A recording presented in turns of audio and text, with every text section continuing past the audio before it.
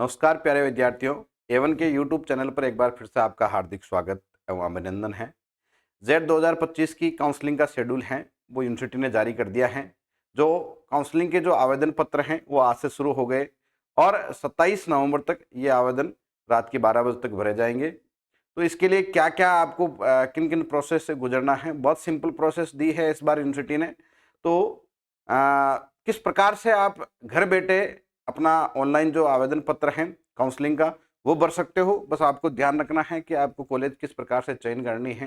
तो मैं आपको आज के जो वीडियो हैं इसके अंदर पूरी ऑनलाइन काउंसलिंग का फॉर्म है वो कैसे भरा जाता है और उसके क्या क्या स्टेप होने वाले हैं, तो स्टेप बाय स्टेप काउंसलिंग का प्रत्येक पूरा फॉर्म है जो आज अपन भर के देखेंगे। पहले मैं इसकी जो कुछ चीज़ें हैं, गाइडलाइन हैं, मैं उसको एक बार ब्रीफ कर देता हूँ किन किन चीज़ों का ध्यान रखना है। सबसे पहले यूनिवर्सिटी ने जितने भी डॉक्यूमेंट चाहिए थे वो ऑलमोस्ट इन्होंने ले लिए हैं।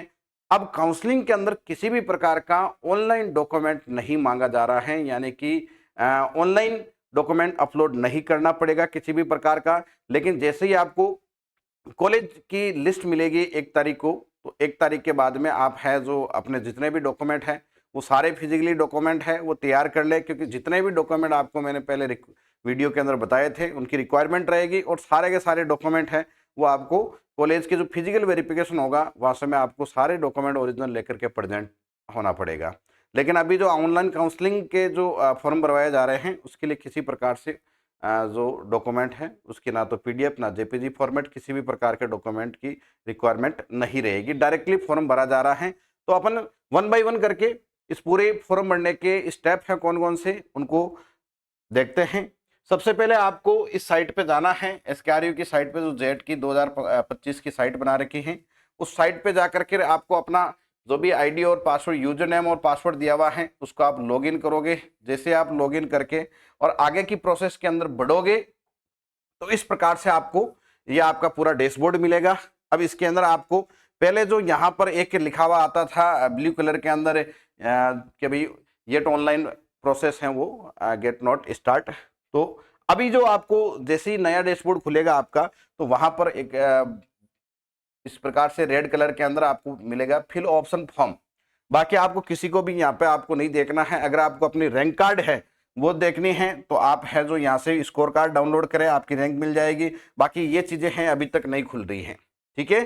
अब देखो, जैसे ही आप फिल ऑप्शन फॉर्म पर आप क्लिक करते हो तो आपको इस प्रकार का इंटरफेस मिलेगा जिसके अंदर सारी की सारी गाइडलाइन के अंदर जो शर्तें थी जो एक विद्यार्थी को सारी पढ़नी चाहिए वो सारी शर्तें इन्होंने यहाँ पर दे दी हैं, लिख दी हैं। अब प्रत्येक विद्यार्थी को इस पूरी शर्तों को एक बार अच्छे से पढ़ ले। सबसे पहले मैं आपको इन एक एक शर्त को बता देता हूँ सिंपली भाषा के अंदर। ऑनलाइन काउंसलिंग करवाने के लिए यूनिवर्सिटी है 5,000 रुपये हैं वो आवेदन पत्र के रूप में एज ए सिक्योरिटी मनी के रूप में ले रही हैं, यानी कि 5,000 रुपये की इसकी फीस रहेगी। इसके बाद में और क्या इन्होंने मेन चीज क्या दी है वो मैं आपको बता दूं कि आप जब भी ऑनलाइन आवेदन पत्र भरते हो तो उसका पहले आपको यूनिवर्सिटी सेलेक्ट करनी है, देन आपको कॉलेज सेलेक्ट करनी है, कॉलेज की लिस्ट चयन कर दी, उसके बाद में पेमेंट का ऑप्शन आता है। तो याद रहे कि एक बार आपने पेमेंट डन कर दिया तो फिर आप जो भी आपने लिस्ट डाली है उसके अंदर उसकी नंबरिंग के अंदर ना तो चेंज कर सकते हो ना नई लिस्ट का या नया कोई फॉर्म है वो भर सकते हो। फॉर्म एक बार ही भरा जाएगा और उसके अंदर चेंज भी नहीं होगा अगर आपने पेमेंट कर दिया है तो। यानी कि जो भी आपको चेंज करना है या फिर उस कॉलेज की पूरी लिस्ट कोई नहीं बढ़नी है, किसी कॉलेज को ऊपर करना नीचे करना, तो वो आपका जो इसका 5,000 का पेमेंट है वो कटने से पहले पहले इसके अंदर एडिटेशन कर दें। 5,000 का पेमेंट कट गया उसके बाद में किसी प्रकार का आप एडिट नहीं कर सकते हो। इस गाइडलाइन के अंदर विशेष रूप से यही बात दी हुई है, तो इसका ध्यान रखें आप लोग, ठीक है। अगली चीज है कि आप जब भी ऑनलाइन फॉर्म भरो किसी प्रकार की गलत सूचना नहीं देनी है। इफ आप अगर मान लो जनरल कैटेगरी के अंदर आते हो फिर भी आपके पास में ईडब्ल्यूएस का सर्टिफिकेट नहीं है तो आप ईडब्ल्यूएस का वो सेलेक्ट नहीं करें, न अन्यथा वो आपको ईडब्ल्यूएस की सीट अलॉट हो जाएगी, देन वहां जाओगे तो आपके पास में ईडब्ल्यूएस का सर्टिफिकेट नहीं रहेगा। तो कॉलेज के पास, यूनिवर्सिटी के पास ये अथॉरिटी है कि वो आपके प्रवेश को निरस्त कर सकते हैं, ठीक है। तो किसी प्रकार की आपको गलत सूचना नहीं देनी है। तो कौन सी भी कैटेगरी के अंदर आते हो तो उस कैटेगरी के अंदर आपको फिलअप करना है। वैसे अभी इसके अंदर किसी प्रकार से एडिट करने का ऑप्शन नहीं दिया, आपकी क्या कैटेगरी है वो है, क्योंकि जब फॉर्म भरवाया था जो आपने कैटेगरी डाली थी उसी कैटेगरी के अकॉर्डिंग आपकी रैंक आई थी और उसी कैटेगरी के अकॉर्डिंग काउंसलिंग हो रही है, ठीक है ना। तो इस प्रकार की गलत जानकारी ना तो आपने पहले दी होगी ना अब आपको कोई गलत जानकारी देनी है। अगला है जो इसके अंदर ये कहा गया है कि भाई आपको पेमेंट कंडीशन किस कंडीशन के अंदर रिफंड हो सकता है, या फिर आप जो 5,000 रुपए की फीस भर रहे हो तो उसकी क्या रहेगा आगे, तो वो आप सुन लें। सबसे पहली चीज तो काउंसलिंग के अंदर कौन भाग ले सकता है, जिसके भी पॉजिटिव मार्क्स आए हैं यानी कि 0 से प्लस में मार्क्स आए हैं, वो प्रत्येक बच्चा है जो इस काउंसलिंग की प्रक्रिया के अंदर भाग ले सकता है। लेकिन जिसके 0 या इससे कम 0 से कम नंबर आया है तो वो इस काउंसलिंग की प्रक्रिया के अंदर भाग नहीं ले सकता है। बहुत सारे बच्चे होते हैं जिनके नेगेटिव के अंदर मार्क्स आते हैं, वो बच्चे इस काउंसलिंग प्रक्रिया के अंदर भाग नहीं ले सकते हैं। दूसरी चीज सुने आप कि जो आप 5,000 रुपए आप ये आवेदन पत्र के लिए जो सिक्योरिटी मनी आप जमा करवाओगे, तो यूनिवर्सिटी का ये कहना है कि आप ये जो 5,000 रुपए जमा करवाओगे, अगर आप जो कॉलेज की लिस्ट भरते हो उस चॉइस के आधार पर आपकी रैंकिंग और नंबरिंग के आधार पर अगर आपको वो यूनिवर्सिटी या कॉलेज मिल जाती है तो आपको एक्सेप्ट करो, वह जाओ, फिजिकल प्रेजेंट हो या नहीं हो या आपकी मर्जी।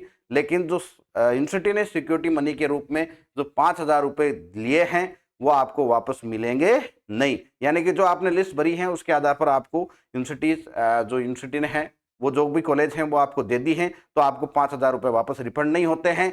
इफ अगर मान लो आपने जो कॉलेज की लिस्ट भरी है, जो आपने मान लो 20 कॉलेज भरी, 30 भरी, 50, 100 जितने भी आपने कॉलेज की लिस्टें भरी हैं, उसके अंदर में से आपको किसी भी प्रकार की कॉलेज हैं वो आपके नंबरों को अकॉर्डिंग नहीं मिलती हैं, आपको चाहे पहले राउंड में हो चाहे दूसरे राउंड में हो, अगर आपको नहीं मिलती हैं इसके अंदर स्पोर्ट काउंसलिंग के अंदर भी वापस इसको कंसिडर किया जाएगा।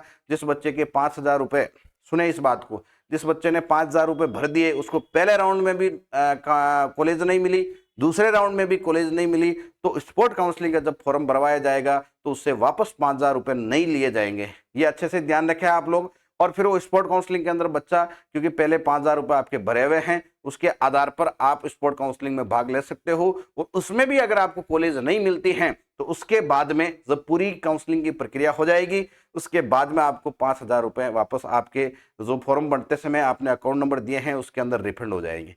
तो आप ध्यान रखें, जिसको कॉलेज मिल जाएगी उसको ये 5,000 रुपए रिफंड नहीं होंगे। जिसको कॉलेज मिल गए और वो वहाँ फिजिकली वेरिफिकेशन के लिए चला गया तो उस बच्चे की जो कॉलेज फीस रहेगी, जो भी कॉलेज मिली है उसको, मान लो उसकी 10,000 रुपये कॉलेज फीस है या 12,000 रुपये कॉलेज फीस है, तो उसको 5,000 रुपये अभी ये सिक्योरिटी मनी के रूप में दिए हैं वो तो उस कॉलेज को ट्रांसफर हो जाएंगे। यानी कि 12,000 में से 5,000 तो आपने भर दिए हैं ऑनलाइन। अब 7,000 रुपये जो आपको कॉलेज की जो फीस रहेगी वो उस कॉलेज के अंदर जाकर के भरनी है। वो कॉलेज का है कि वो आपको ऑनलाइन भरवाए या फिर वहीं पर जाकर के फिजिकली रूप से आपसे वो कॉलेज है जो फीस जमा करे, ठीक है। तो इस बात का अच्छे से ध्यान रखें आप लोग कि 5,000 रुपये जिस बच्चे को कॉलेज मिल गई उसको रिफंड नहीं होंगे, उसकी फीस के अंदर, कॉलेज की फीस के अंदर वो 5,000 रुपये ऐड हो जाएंगे। और जिस बच्चे को कॉलेज नहीं मिली है उस बच्चे को तीनों राउंड करना चाहिए, वो विद स्पोर्ट काउंसलिंग की भी बात करें तो वो बच्चा है उस बच्चे को 5,000 रुपये वापस रिफंड हो जाएंगे, ठीक है ना। तो इसमें आप अगर जो लिस्ट भरोगे उसको भी केयरफुली भरना है, क्योंकि बहुत सारी प्राइवेट यूनिवर्सिटीज़ की ऐसी कॉलेजें हैं जो 5 मतलब 10 नंबर पे भी आपको कॉलेज अलॉट हो जाती हैं। फिर आप कहते हो सर मैं तो वहाँ गया ही नहीं और मेरे 5,000 रुपये लग गए तो मेरे 5,000 रुपये वापस रिफंड ही नहीं आए। नहीं, यूनिवर्सिटी ने जो आपने लिस्ट भरी है, जो आपने चॉइस मांगी है, उस चॉइस के आधार पर यूनिवर्सिटी ने आपको वो कॉलेज अलॉट कर दी, तो फिर आपकी वो जो सिक्योरिटी मनी जो 5,000 रुपये ली है वो जब्त कर ली जाएगी, वापस नहीं दी जाएगी, ठीक है। अगला इन्होंने एक विशेष रूप से दिया है इसके अंदर कि जब भी आप कॉलेज के अंदर फिजिकल वेरिफिकेशन के लिए जाओ या फिर किसी प्रकार से ऑनलाइन काउंसलिंग करवाओ, तो जो भी आपने फॉर्म भरते समय मोबाइल नंबर दिए थे और ईमेल आईडी दी थी वो आपके पास में फ़ोन होना चाहिए और वही आपके पास में ईमेल आईडी होनी चाहिए, क्योंकि जब भी इसके अंदर किसी प्रकार का ओटीपी आएगा तो वो आपको उसी फ़ोन पे, उसी मोबाइल नंबर पे, उसी ईमेल आईडी पे मिलेगा। फिर आप भागते दौड़ते हैं कि वो घर वाले इधर उधर रहते हैं और उनको पता नहीं रहता है और वो फिर बता नहीं पाते हैं। तो ध्यान रखें, जब भी कॉलेज वेरिफिकेशन के लिए भी जाओ तो वो वेरिफिकेशन एक कोड भेजेंगे आपको, उसके कोड को बताने के बाद में आपका कॉलेज में एडमिशन हो पाएगा। इसलिए फिजिकल वेरिफिकेशन के लिए जाओ तो वो फ़ोन और वो ईमेल आईडी ज़रूर आप साथ में लेके जाएं, ताकि आपको किसी प्रकार की समस्या का सामना नहीं करना पड़े और आप हाथों हाथ अपना जो वेरिफिकेशन कोड है वो बता करके और एडमिशन ले लोगे, ठीक है भैया। तो ये चीज़ें थोड़ी सी इंपॉर्टेंट थी, तो ये आपको मैंने बता दी हैं। ठीक है भैया। जैसे ही आपको इस प्रकार का इंटरफेस खुलेगा, आपने ये इस प्रकार से ऊपर लिखा हुआ आएगा कि जो भी नियम शर्तें हैं आप एक बार पढ़ लो। आपने पढ़ लिया, आप एग्री हो गए, तो आप इसको क्लिक करके यहाँ से, ये ध्यान रखें, यहाँ पे क्लिक करना है, ठीक है। और यहाँ सेव एंड कंटिन्यू पे आपको क्लिक करना है। जैसे ही आप सेव एंड कंटिन्यू पे क्लिक करोगे तो आपके सामने इस प्रकार का एक इंटरफेस खुलेगा। अब इसके अंदर आपको क्या करना है, ये पूछ रहा है कि आपको कौन कौन सी यूनिवर्सिटी चाहिए, कौन सी सीट चाहिए। सीट दो प्रकार की होती हैं, तो अपन देखो यहाँ से 1 बाय 1 करके इसको डिटेल में समझाता हूँ आपको। ये तो आपकी जो 10th और 12th का डिटेल थी वो आ गई। इसके बाद में आपको ये लिखा हुआ है कॉलेज कैटेगरी, कि भाई आपको कॉलेज की कैटेगरी कैसी चूज करनी है। एक तो एफिलेटेड गवर्नमेंट कॉलेज होती है, एक यूनिवर्सिटी कॉन्स्टिट्यूटेड होती है, और एफिलेटेड प्राइवेट कॉलेज होती है, और एक प्राइवेट यूनिवर्सिटी कॉलेज होती है। 4 प्रकार की मैं आपको थोड़ा सा ब्रीफली बता दूं इसको। जो मूल रूप से गवर्नमेंट के द्वारा चलाई गई यूनिवर्सिटी है और उसके अंडर में जितनी जितनी कॉलेजें आ रही हैं वो तो सारी के सारी एफिलेटेड गवर्नमेंट कॉलेज हो गई, जो पुराने काफी सालों से चल रही हैं वो सारी की सारी। अगला है यूनिवर्सिटी कॉन्स्टिट्यूट कॉलेज, यानी कि ऐसी कॉलेजें जो अपने स्तर पर संसाधन जुटा करके चल रही हैं।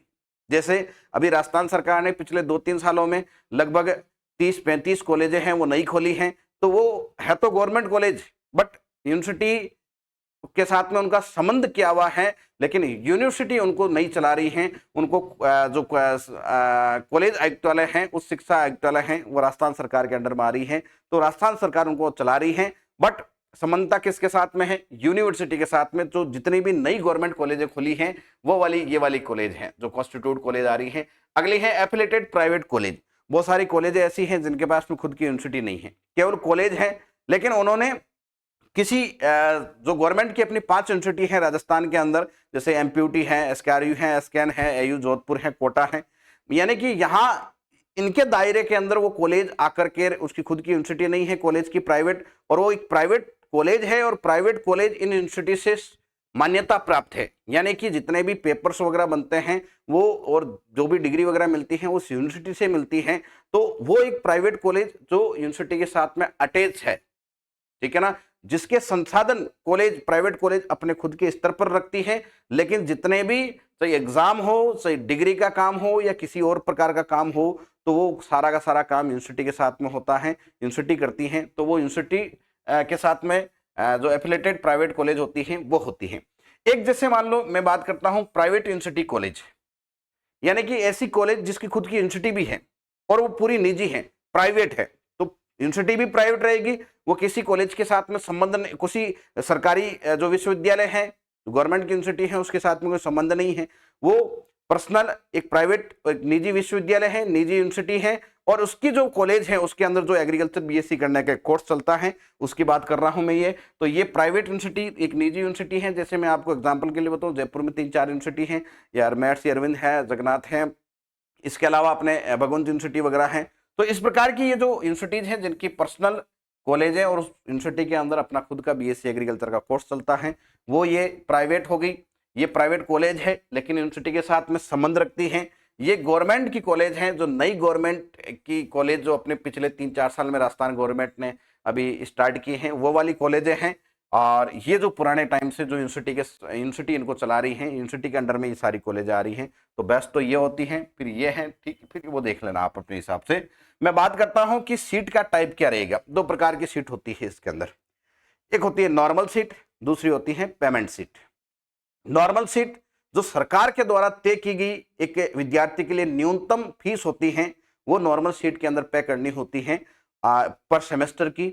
और पेमेंट सीट क्या होती है कि भाई किसी बच्चे के पास में नंबर है वो उसके कम आए हैं और मार्क्स है वो कम आए हैं, कट ऑफ के आसपास है, और उस यूनिवर्सिटी के अंदर नॉर्मल सीट पर उसका एडमिशन नहीं हो रहा है। ऐसी कंडीशन के अंदर वो यूनिवर्सिटी डोनेशन लेती हैं और डोनेशन के आधार पर उसकी कुछ सीटें फिक्स होती हैं, और उन सीटों पर उनको डोनेशन लेकर के जो उसकी फीस होती है, उस फीस के अलावा किसी यूनिवर्सिटी का 70,000 रुपए का डोनेशन है, किसी के 1 लाख रुपए है, किसी के 50,000 रुपए डोनेशन है, तो उस डोनेशन को एक्स्ट्रा पेमेंट लेकर के उस बच्चे को एडमिशन देती हैं। उस सीट को पेमेंट सीट कहते हैं। तो नॉर्मल सीट जिसके अंदर किसी प्रकार से डोनेशन नहीं दिया जाता है, यानी कि जो यूनिवर्सिटी के द्वारा न्यूनतम फीस जो तय कर रखी है वही देनी है, लेकिन पेमेंट सीट के अंदर न्यूनतम फीस है वो तो देनी है, इसके अलावा आपको डोनेशन की जो राशि है वो एक्स्ट्रा पे करनी पड़ती है, एक्स्ट्रा पैसा देना पड़ता है, तब जाकर के वो सीट मिलती है आपको। तो पेमेंट सीट होती है, तो कम नंबर वाले होते हैं वो अच्छी यूनिवर्सिटी के अंदर जाने के लिए पेमेंट सीट का भी चयन करते हैं।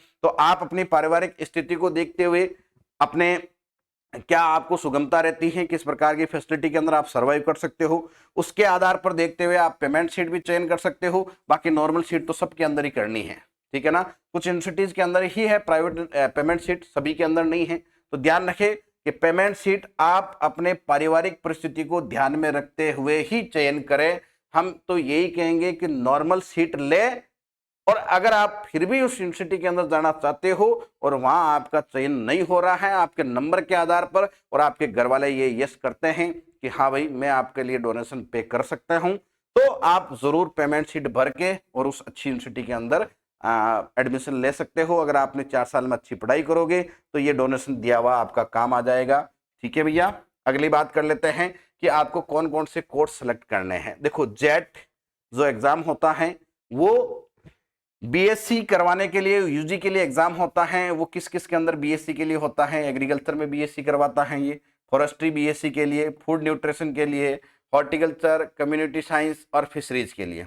यानी कि इतने सारे कोर्स हैं, इन कोर्स के अंदर बीएससी की डिग्री लेने के लिए, अंडर ग्रेजुएशन की डिग्री लेने के लिए जेड का एग्जाम करवाया जाता है। लेकिन सबसे इंपॉर्टेंट बात है जिसमें स्कोप की बात करूं या फिर जो ज्यादातर बच्चे हैं जो सेलेक्ट करते हैं, वो कौन सा कोर्स है भैया, एग्रीकल्चर का कोर्स है, ठीक है। उसके बाद में जो सेकंड नंबर पर आता है भैया वो हॉर्टिकल्चर है, हॉर्टिकल्चर में भी खूब सारे बच्चे जाते हैं। अब मैं बात कर लेता हूँ फॉरेस्ट्री की, तो बहुत कम, मैं तो इसका आपको सजेशन नहीं दूंगा, फिर भी अगर आप किसी और पॉइंट ऑफ व्यू से देख रहे हो तो जरूर आप इसको सिलेक्ट कर लें। Community science and home science ये भी है एक प्रकार का, जैसे उदयपुर में चल रहा है और जोधपुर के अंदर चल रहा है, स्पेशली गर्ल्स के लिए ठीक रहता है, बट जॉब ऑप्शंस काफ़ी कम है, प्राइवेट सेक्टर के अंदर ठीक ठाक मामला है। फूड न्यूट्रिशन एंड डाइटीज, ये देखो ये भी एक अच्छा कोर्स है, लेकिन इसके अंदर भी जो गवर्नमेंट जॉब के ऑप्शन हैं वो काफ़ी कम देखने को मिलते हैं, प्राइवेट सेक्टर में खूब ऑप्शन है। फिशरीज साइंस भी ठीक है, लेकिन मोस्टली जो बच्चे प्रिपेयर करते हैं कोर्स को वो एग्रीकल्चर का कोर्स है। तो आप पहले तो यही प्रिपेयर करें, उसके बाद में आप अपनी चॉइस भर सकते हैं।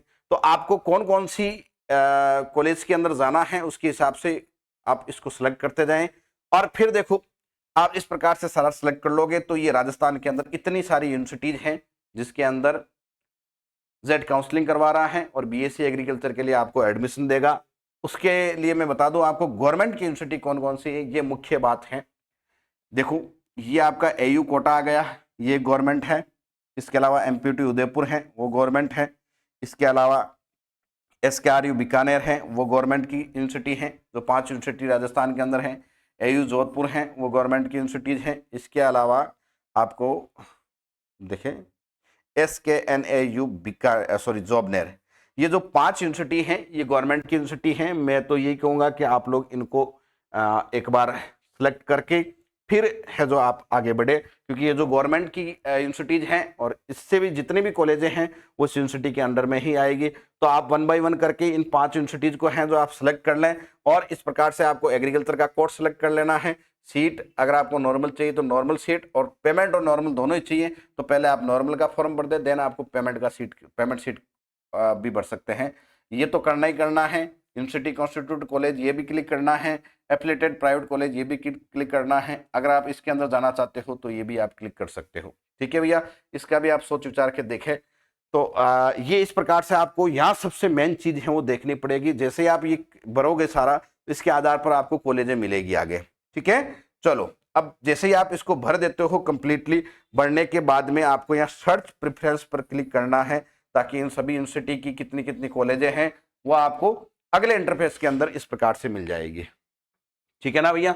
तो अब ये सारा का सारा आपको इसमें पूरा लिखा हुआ है। ये आपको इस प्रकार के इंटरफेस खुलेगा जिसके अंदर ये जितनी भी यहाँ कॉलेजें हैं। अब आपको मेन चीज यहाँ देखनी पड़ेगी कि इन कॉलेजों की क्या लिस्ट रहने वाली हैं। आप 1 बाय 1 करके चॉइस करें, क्योंकि काउंसलिंग का जो राउंड चलता है उसके अंदर सबसे पहले 1 नंबर की जो चॉइस होती हैं वो सबसे पहले देखी जाती हैं। अगर कट ऑफ उस यूनिवर्सिटी के अंदर आपकी मार्क्स है, यूनिवर्सिटी की कट ऑफ से ज्यादा है, तो उसके अंदर आपको एडमिशन मिल जाएगा। तो जो भी काउंसलिंग का राउंड चलेगा वो 1 से लगा करके आगे की तरफ चलेगा। तो ध्यान रखें, जो भी आपको जो आपकी पहली चॉइस है वो 1 नंबर, 2 नंबर, 3 नंबर, इस प्रकार से आप कॉलेज की चॉइस भरें। ठीक है, तो यहाँ आपको सारी की सारी कॉलेजों की लिस्ट मिल जाएगी। मैं अगले इंटरफेस के अंदर अगर बताऊं आपको, तो इस प्रकार से आपको ये कॉलेज की लिस्ट मिलेगी। अब आपको क्या करना है, जैसे आपको ये वाली कॉलेज चाहिए तो क्लिक किया और यहाँ पर क्लिक करना है, ये सारी कॉलेज इधर आ जाएगी। फिर ये चाहिए तो इसको क्लिक किया, यहाँ आ जाए, यानी कि ये 1 बाय 1 करके इस प्रकार से आपको इसके अंदर आती जाएगी। यही आपकी चॉइस का क्रम रहेगा, ध्यान रखें आप। जो आप इधर से उठा के भरोगे, पहले नंबर पे ये भरी, दूसरे नंबर पर दूसरी भरी, तीसरे नंबर पर तीसरी भरी, तो फिर यही क्रम रहेगा आपका। और अब आप इसको ऊपर नीचे जरूर कर सकते हैं, लेकिन वो कब, जब तक पेमेंट नहीं कटेगा तब तक आप ऊपर नीचे कर सकते हो कि भाई ये ऊपर करने का है, ये इधर नीचे करने का है। मैं आपको अगले इंटरफेस के अंदर बताऊं तो ये इस प्रकार से सारी कॉलेजें एक सीक्वेंस वाइज, जैसे हमने इस प्रकार से एक बच्चे का ये फॉर्म भरा है जिसके अंदर आरसी उदयपुर को सबसे ऊपर रखा है, देन एसकेएन जोबनेर को, एसकेआरयू बीकानेर, जोधपुर, कोटा, फिर हमने रखा जैसे ये भीलवाड़ा, उसके बाद में ये आ गया सुमेरपुर, नागो, फतेहपुर सिक्कर, कुमेर भरतपुर और लालसोट दौसा, देन बाइतू, उसके बाद में चंगोटी चूरू, कोटपुतली, चिमनपुरा, ये उनियारा। तो इस प्रकार से आप लोग, ये हमने एक जो कॉलेज की रैंक है, कैटेगरी है और वहाँ की क्या सुविधाएं हैं, उसके आधार पर हमने एक लिस्ट बना करके तैयार की है। और उस लिस्ट के आधार पर, ये लिस्ट आपको भी मैं प्रोवाइड करवा दूंगा आगे नेक्स्ट वीडियो के अंदर, तो इसके आधार पर हमने ये जो 1 बाय 1 करके चॉइस इसके अंदर बढ़ दी। मान लो इस बच्चे के 300 नंबर होंगे, ठीक है, तो अगर मान लो 300 नंबर हैं तो सबसे पहले इस वाली कॉलेज के अंदर राउंड होगा, तो इसके अंदर इसके लास्ट कट ऑफ 310 नंबर जाएगी, तो इसके अंदर इस बच्चे को एडमिशन नहीं मिलेगा। ये दूसरी है, इसका है जो 305 नंबर कट ऑफ जाएगी तो भी इस बच्चे को एडमिशन नहीं मिलेगा। फिर ये इसके अंदर राउंड जाएगा और मान लो इसकी कट ऑफ है 295 नंबर गई है, तो ये बच्चे के 300 नंबर होंगे तो उसको ये बीकानेर कॉलेज के अंदर एडमिशन मिल जाएगा। तो इस प्रकार से काउंसलिंग चलती है। तो काउंसलिंग में सबसे मुख्य बिंदु रहेगा वो आपका, मैं देखो आपको एक बार फिर से बता देता हूं। मुख्य बिंदु यहां से शुरू हो जाएगा आपका, सबसे पहले कि आपको कौन कौन सी यूनिवर्सिटी के अंदर जाना है। आपको अगर मान लो ज्यादा ही कोई फॉर्म भरने में दिक्कत आ रही है, कॉलेजेस ज्यादा हो गई हैं, तो आप 1 बाय 1 कर सकते हो। सबसे पहले ये भरे, एफिलेटेड गवर्नमेंट कॉलेज है, सबसे पहले इसी की कॉलेजें भरे आप। इसको चयन किया, नॉर्मल सीट को चयन किया और एग्रीकल्चर को चयन किया, फिर सारी 5 यूनिवर्सिटी हैं वो मैंने बताई जो चयन किया, और उसके बाद में आप आगे चल गए। तो आपको केवल और केवल इन यूनिवर्सिटी के अंडर, इसके अंडर जो आने वाली जितनी भी कॉलेजें हैं वही मिलेगी आपको। ठीक है भैया, जैसे ही आप है जो उसको भर लेते हो, सेव करो, वापस बैक आओ और बैक आकर के या फिर वापस डैशबोर्ड पे जाकर के फिर से करो। अब आपने ये वाली तो भर ली, वो तो आपकी सेव रहेगी, फिर ये भर लो, ठीक है ना। तो इससे थोड़ा इजी रह जाएगा। टाइम आउट का भी ध्यान रखें इसके अंदर, हालांकि टाइम खूब दिया है, कोई दिक्कत नहीं है, फिर भी आप थोड़ा सा ध्यान रखें, ठीक है। जैसे ही आपको ये सारी की सारी यूनिवर्सिटीज आपने इधर भर दी है, और अब ये नंबरिंग का विशेष तौर से ध्यान रखें, कहीं से आपको ऊपर नीचे लगे तो इस प्रकार से अप एंड डाउन कर सकते हो।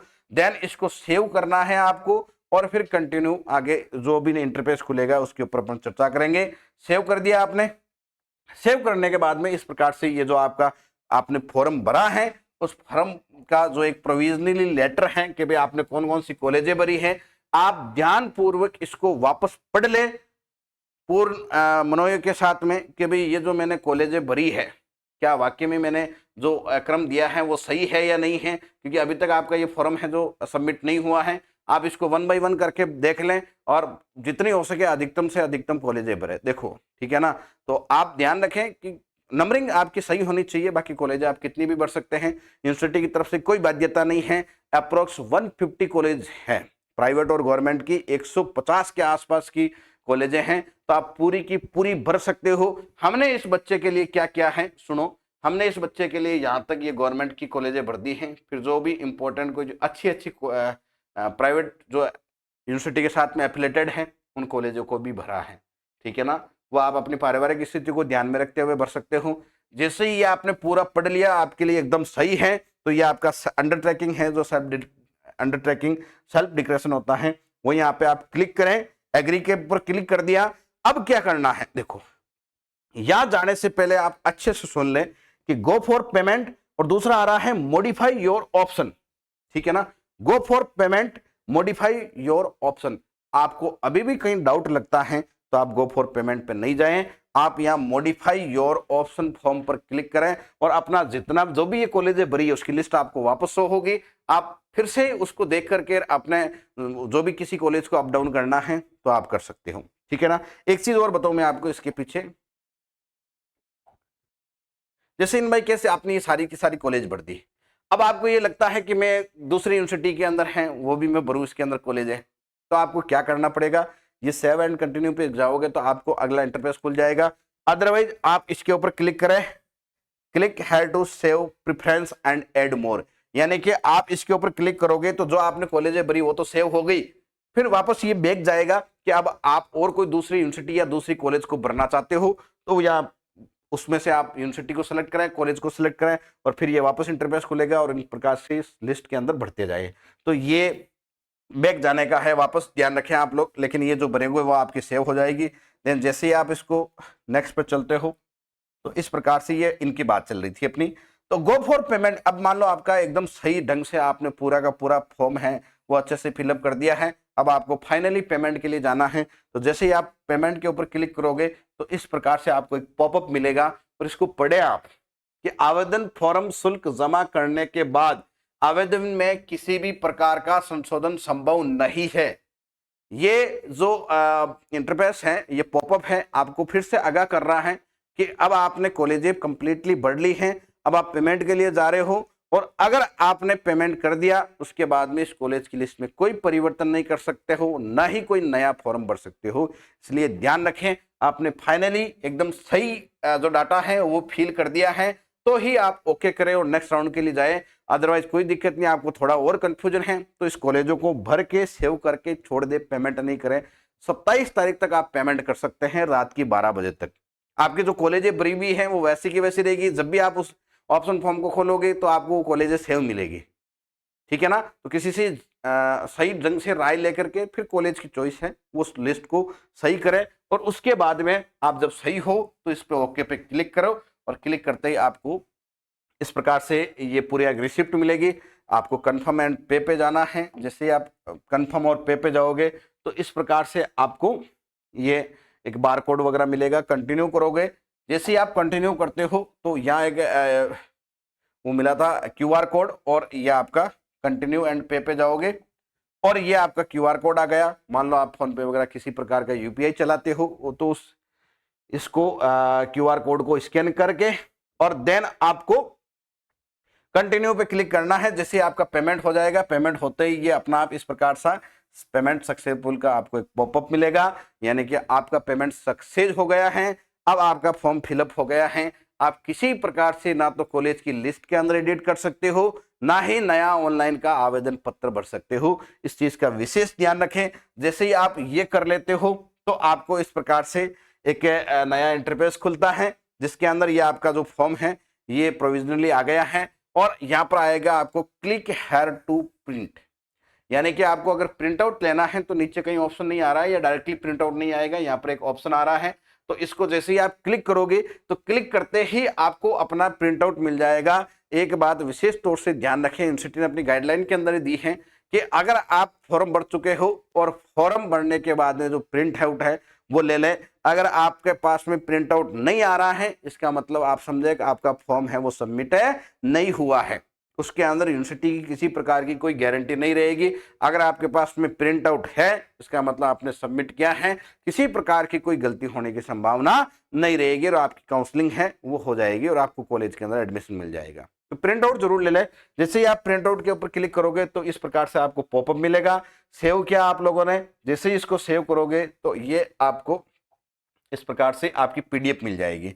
ये पीडीएफ आ गई, आपका जो जनरल डाटा है वो यहाँ पर इसके अंदर आ जाएगा और फिर ये आपकी जो पूरी कॉलेज की लिस्ट है वो आ जाएगी और ये आपके डाटा वगैरह। अब इस प्रिंट आउट को आप सेव करके रखें या फिर इसका प्रिंट जरूर ले लें, ठीक है। तो इसका विशेष तौर से ध्यान रखें, ठीक है ना। तो अब मैं आपको ये सामान्य जो अपनी एक बहुत सी सिंपल सी प्रोसेस थी वो प्रोसेस आपको मैंने बता दी है कि किस प्रकार से जेड की जो काउंसलिंग हो रही है आज से लेकर के आने वाले 5-6 दिनों के अंदर लगभग 27 नवंबर रात की 12 बजे तक ये काउंसलिंग की प्रक्रिया चलने वाली है। आप पूरे इन 5-6 दिनों के अंदर 7 दिनों के अंदर आप अपना फॉर्म कभी भी भर सकते हैं, लेकिन याद रहे पेमेंट होने के बाद में आपको किसी प्रकार से फॉर्म को एडिट करने का या कॉलेज की लिस्ट को ऊपर नीचे करने का किसी प्रकार का मौका नहीं मिलेगा। अब बात कर लेते हैं कि इतनी सारी यूनिवर्सिटी हैं, इतनी सारी कॉलेजें हैं, कौन सी कॉलेज को भरे और उस कॉलेज में भरने के लिए कौन कौन सी यूनिवर्सिटीज हैं वो अपने को क्लिक करनी पड़ेगी। तो मैं आपके लिए, हमारा जो A1 संस्थान है उसने आप लोगों के लिए एक कॉलेज की एक लिस्ट है वो रैंकिंग के आधार पर तैयार की है। आप लोगों को वो सारी की सारी जो कॉलेज की लिस्ट है मैं यहाँ पर भी आपको एक बार ब्रीफली बता रहा हूँ।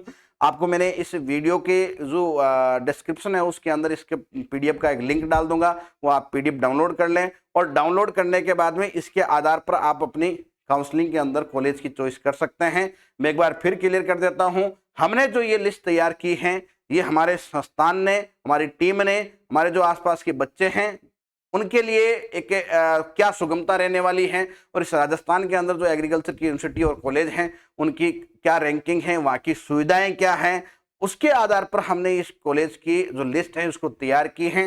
लेकिन आप राजस्थान के किसी भी कोने के अंदर बैठे हो तो इस लिस्ट को जरूर देख लें और देख करके आप अपने हिसाब से कि भाई मेरे कौन सी दूर रहेगी, कौन सी यूनिवर्सिटी पास में रहेगी और मैं मेरे सीनियरों से जानकारी लूं कि भाई कहाँ की व्यवस्था कैसी है कैसी नहीं है, मैं वहाँ सर्वाइव कर सकता हूँ नहीं कर सकता हूँ, नॉर्मल सीट पे जा सकता हूँ, पेमेंट सीट पे जा सकता हूँ।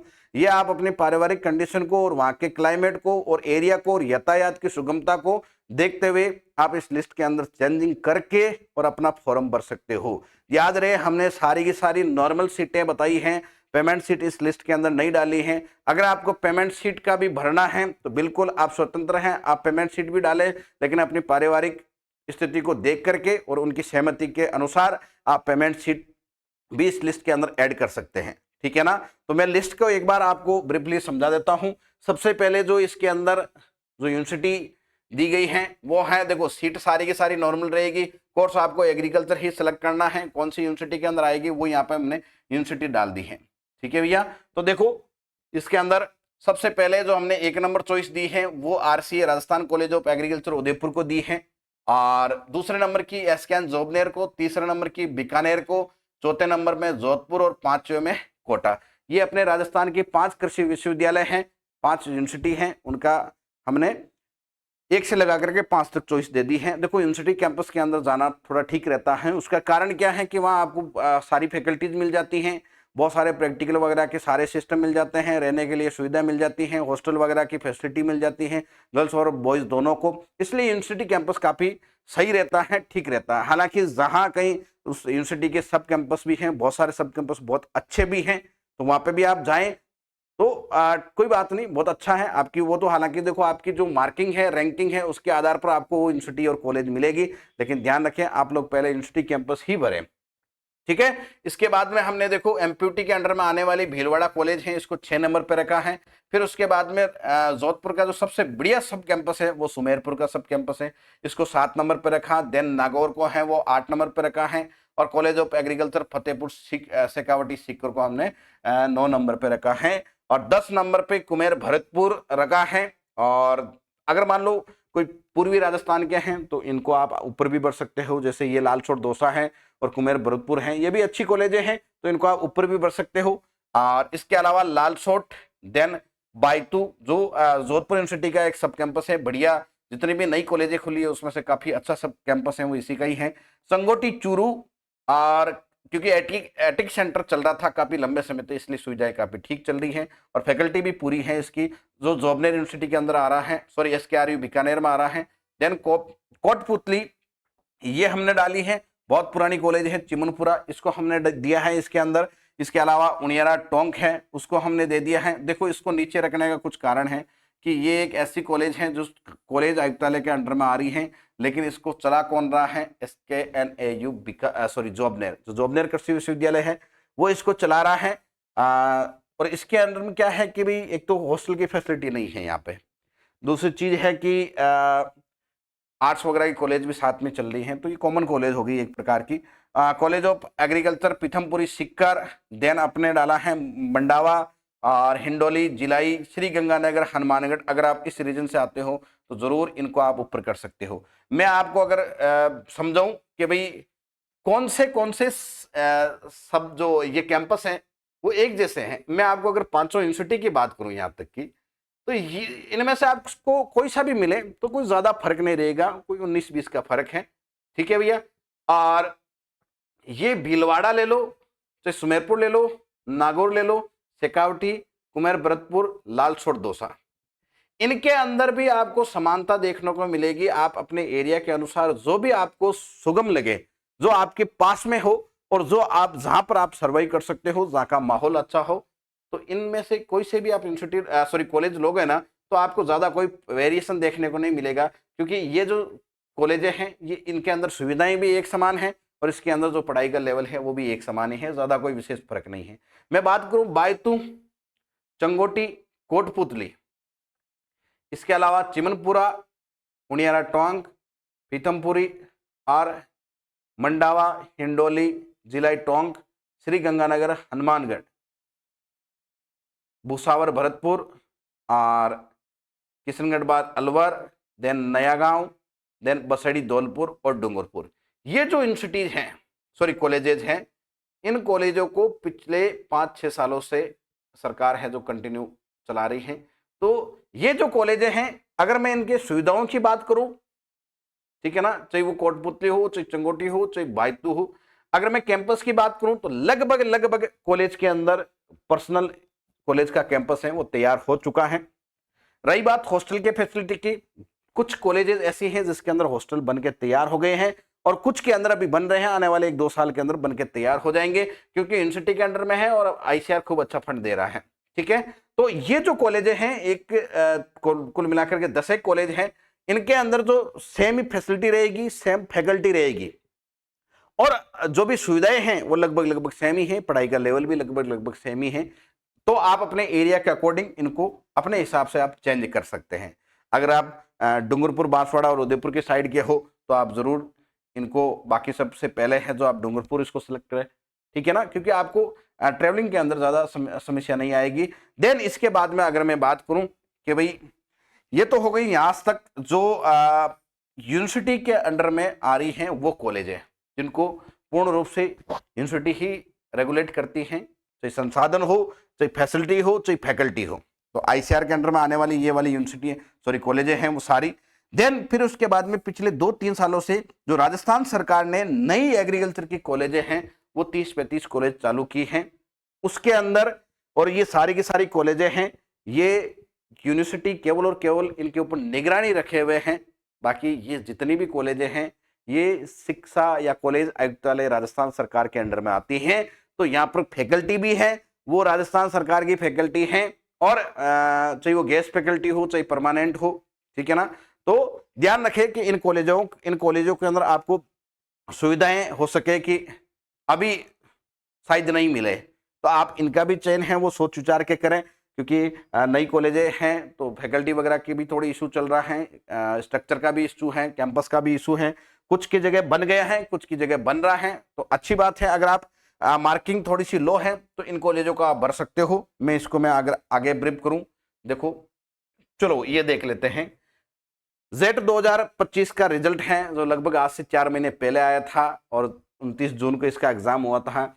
एवन संस्थान ने पिछली बार की तरह पिछली बार भी ऑल ओवर राजस्थान अपनी तीसरी रैंक थी, इस बार भी प्रवीण डाबी जो पिपाट से जोधपुर का रहने वाला बच्चा है, इसकी तीसरी रैंक ऑल ओवर राजस्थान में। धनराज गुजर पुषाराम जी ये वृक्षावास अजमेर का रहने वाला बच्चा है और इसकी all over Rajasthan 9th rank आई है। और संजू बेनीवाल इस बच्ची ने आईसीआर के अंदर भी काफी अच्छा स्कोर किया था और ये सूरजगढ़ रियामड़ी की रहने वाली है और इस बच्ची की 11वीं रैंक है, ऑल ओवर राजस्थान के अंदर आई है।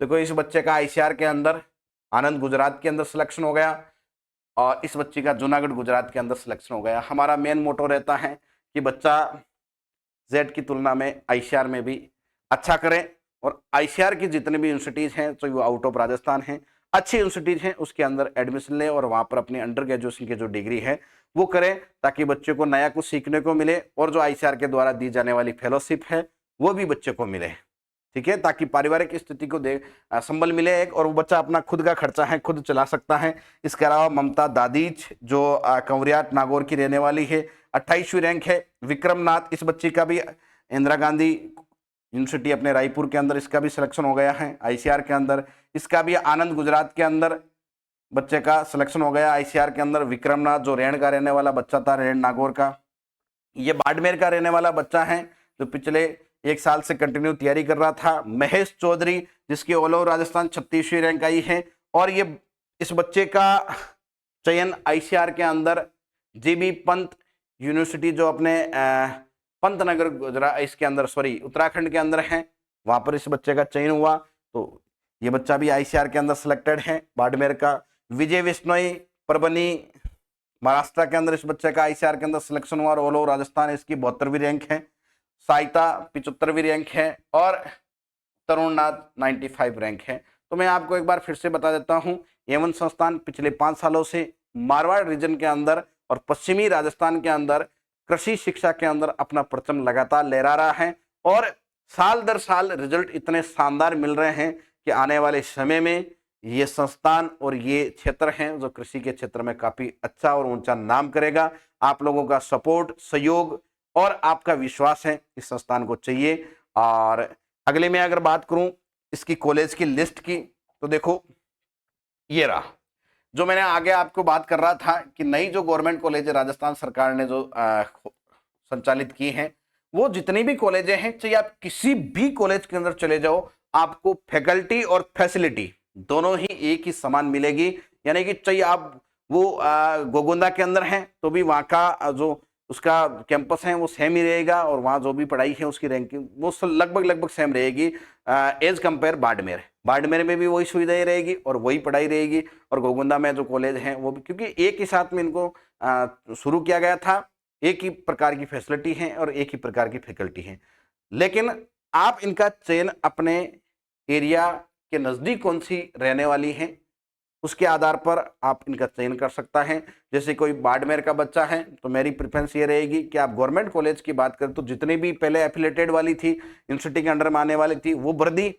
उसके बाद में अगर आप गवर्नमेंट कॉलेजों की तरफ रुख करते हो तो अगर कोई बाड़मेर का रहने वाला बच्चा है तो प्रॉपर बाड़मेर शहर के अंदर भी एक कॉलेज है गवर्नमेंट की, उसके अंदर फॉर्म भरे। गुड्डा मलानी के अंदर जाएं, पोखरण के अंदर जाए, तो उसके आसपास रीजन के अंदर ओसिया फलोदी के अंदर जाएं, तो इस प्रकार के रीजन के अंदर चले जाएं आप। तो मतलब आप अपने एरिया को प्रेफरेंस दें कि भाई कहाँ मेरे आसपास की कॉलेज मिल रही हैं, वहाँ उसको आप पहले भर दें। लेकिन ध्यान रखें जो पहले आपको कॉलेजें बताई थी जो यूनिवर्सिटी के अंडर में आ रही हैं, आप पहले प्रेफरेंस उसको दें।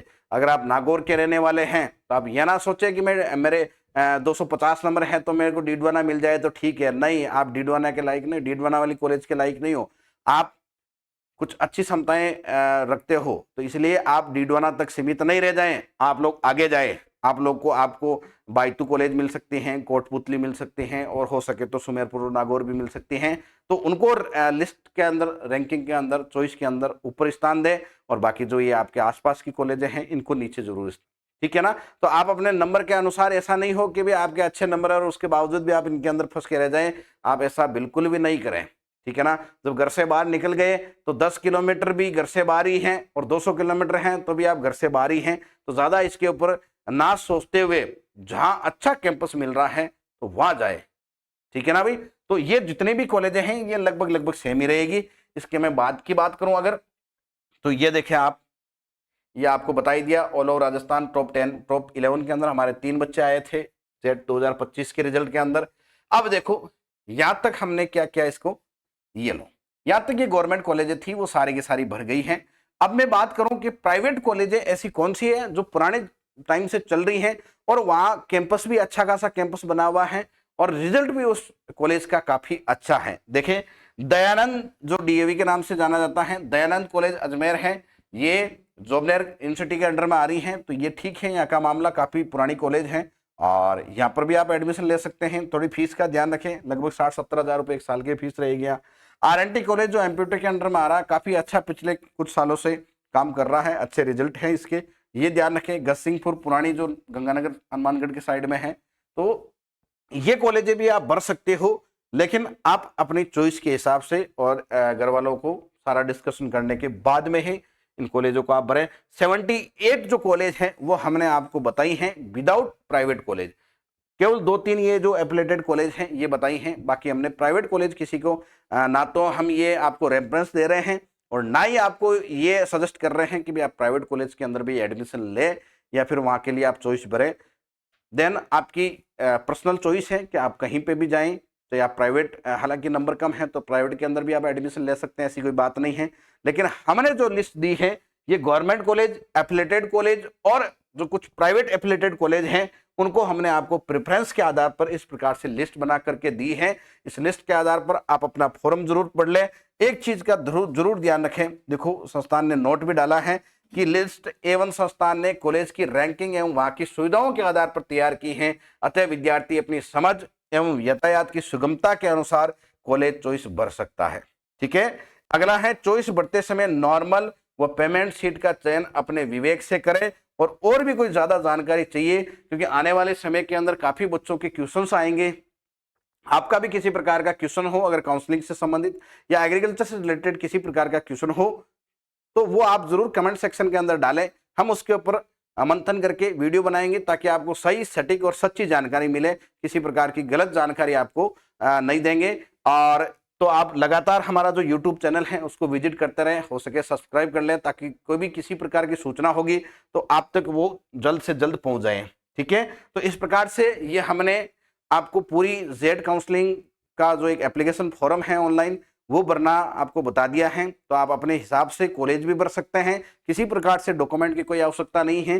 फीस 5,000 रुपये रहेगी। पेमेंट करने से पहले पहले कॉलेज के अंदर मॉडिफिकेशन हो सकता है, लिस्ट को चेंज कर सकते हैं, एडिट कर सकते हैं, लेकिन 5,000 रुपये का पेमेंट हो गया उसके बाद में किसी प्रकार का कॉलेज के अंदर मॉडिफिकेशन या एडिटेशन नहीं कर सकते हैं। इस चीज़ का विशेष ध्यान दें और A1 एग्रो क्लासेस के YouTube चैनल को लगातार आप देखते रहें, विजिट करते रहें और इसको सब्सक्राइब कर लें ताकि आने वाली प्रत्येक सूचना आपको जल्द से जल्द मिल जाए। नेक्स्ट अपन वीडियो के अंदर समझेंगे कि पेमेंट सीट क्या होती हैं और नॉर्मल सीट क्या होती हैं। तब तक के लिए आप ये ऑनलाइन एप्लीकेशन फॉर्म भरें। थैंक यू सो मच, धन्यवाद।